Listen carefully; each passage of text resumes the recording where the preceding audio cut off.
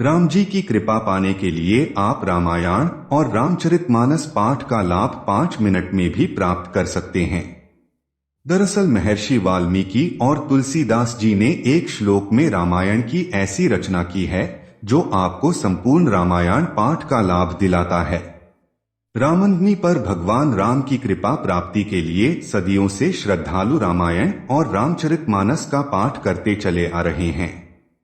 कई जगहों पर तो इस अवसर पर अष्टयाम का भी आयोजन किया जाता है, जिसमें रामायण और रामचरितमानस का पाठ श्रद्धालु करते हैं। अब की बार रामनवमी 30 मार्च गुरुवार को है। गुरुवार के दिन ही अभिजीत मुहूर्त में चैत्र शुक्ल नवमी तिथि को भगवान राम ने अवतार लिया था।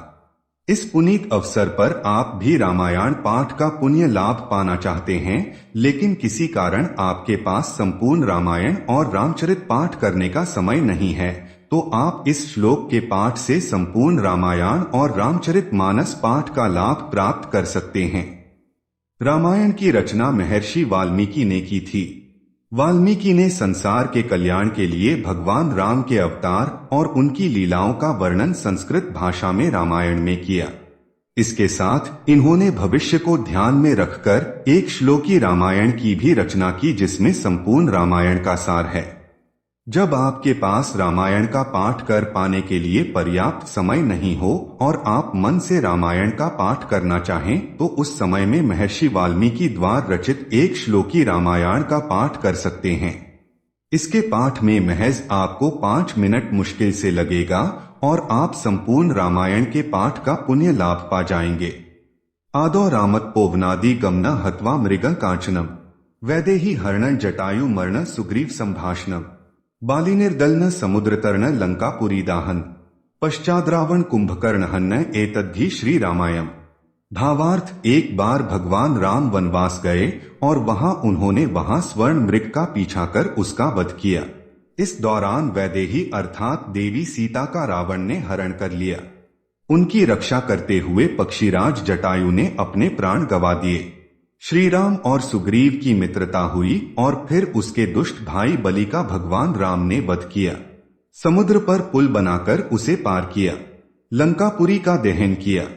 इसके बाद कुंभकर्ण और रावण का वध कर संसार को रावण से अत्याचार से मुक्ति दिलाई। एक श्लोकी रामायण का पाठ करने की विधि।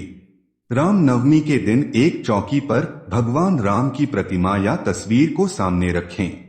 इसके बाद गंगाजल से छिड़काव करें और कुश के आसन पर बैठकर धूप दीप जलाएं। फिर भगवान राम का ध्यान करते हुए 9 बार एक श्लोकी रामायण का पाठ करें। ऐसा करने से आपको संपूर्ण रामायण का फल प्राप्त हो जाएगा।